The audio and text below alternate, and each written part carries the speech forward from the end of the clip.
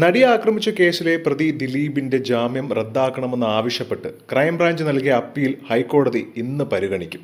ദിലീപിന് എതിരെയാണ് ഇതെങ്കിൽ ദിലീപിന്റെ ജാമ്യം റദ്ദാക്കുകയും ദിലീപിനെ വീണ്ടും കസ്റ്റഡിയിലെടുക്കുകയും ചെയ്യും. എട്ടാം പ്രതിയായ ദിലീപിന്റെ ജാമ്യം റദ്ദാക്കണമെന്ന ക്രൈംബ്രാഞ്ചിന്റെ അപേക്ഷയിലാണ് പ്രോസിക്യൂഷൻ ഹാജരാക്കിയ തെളിവുകൾക്ക് ആധികാരികതയില്ല എന്നായിരുന്നു വിചാരണ കോടതിയുടെ വിധി. അതേസമയം അപേക്ഷയിൽ തെളിവുകൾ പരിശോധിക്കാതെയാണ് വിചാരണ കോടതി തീരുമാനമെടുത്തത് എന്നാണ് ക്രൈംബ്രാഞ്ച് പ്രധാനമായി ചൂണ്ടിക്കാണിക്കുന്ന ആക്ഷേപം.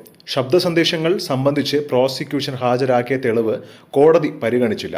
ഹർജി തള്ളിയ എറണാകുളം അഡീഷണൽ സെഷൻസ് കോടതി വിധി നിയമവിരുദ്ധമാണെന്നാണ് ക്രൈംബ്രാഞ്ചിന്റെ നിലപാട്. ഈ സാഹചര്യത്തിൽ വിചാരണ കോടതി വിധി റദ്ദാക്കണമെന്നും ദിലീപിന്റെ ജാമ്യം റദ്ദാക്കണമെന്ന് ആവശ്യപ്പെട്ടുകൊണ്ടാണ് സർക്കാർ ഹൈക്കോടതിയെ സമീപിച്ചിരിക്കുന്നത്.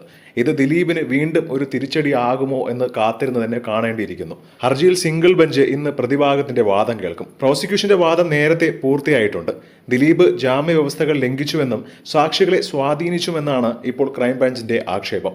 ദിലീപിന് ഇത് തിരിച്ചടിയാവുമെങ്കിൽ ദിലീപ് വീണ്ടും അഴിക്കുള്ളിൽ പോകാനുള്ള സാധ്യതകളാണ് കാണുന്നത്.